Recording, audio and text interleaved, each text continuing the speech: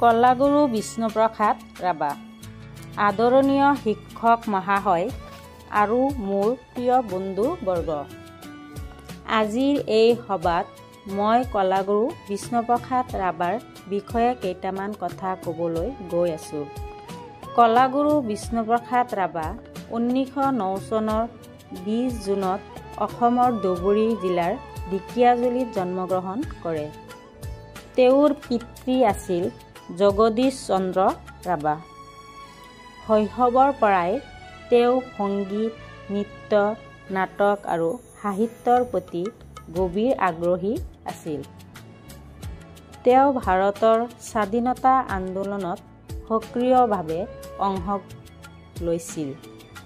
ৰাজনৈতিক দিশৰ লগতে তেওঁৰ সাংস্কৃতিক যাত্ৰাও আছিল অনন্য।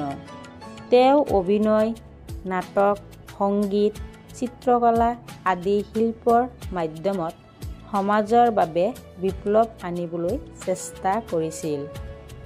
বিষ্ণুপ্ৰসাদ ৰাভাই অসমৰ লাহিনী পুখুৰীত গান্ধী মণ্ডপ স্থাপন কৰিছিল আৰু লগতে বহু থিয়েটাৰ প্ৰতিষ্ঠা কৰিছিল, যেনে অমছুতা নাট্য সমিতি। তেওঁৰ ৰচনাত নাট্যকৃষি, গণসংগীত, সমাজৰ দুখ দুৰ্দশা প্ৰতিফলিত হয়। তেওঁৰ লেখা বাণীকান্ত কাব্য, বিষাদী ব্ৰজ আৰু বহু গান আজিও অসমীয়াৰ হিয়াত বাস কৰে। তেখেতক অসমীয়াই কলাগুৰু ৰূপে সন্মান জনায়। 1969 চনৰ 20 জুন তেওঁৰ জন্মদিনতে তেওঁ ইহলোক ত্যাগ কৰে। সেই দিনটোক বিশ্ব সংগীত দিৱস হিচাপে পালন কৰা হয়, যি তেওঁৰ সংগীতৰ প্ৰেমৰ বাবে এক যথোচিত সন্মান।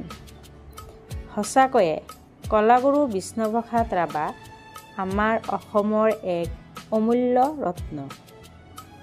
তেওঁ যি পৰিমাণে সাহিত্য, সংস্কৃতি আৰু সমাজৰ উন্নয়নত অৱদান আগবঢ়াইছে, সেয়া সদায় স্মৰণীয় হৈ থাকিব। ধন্যবাদ।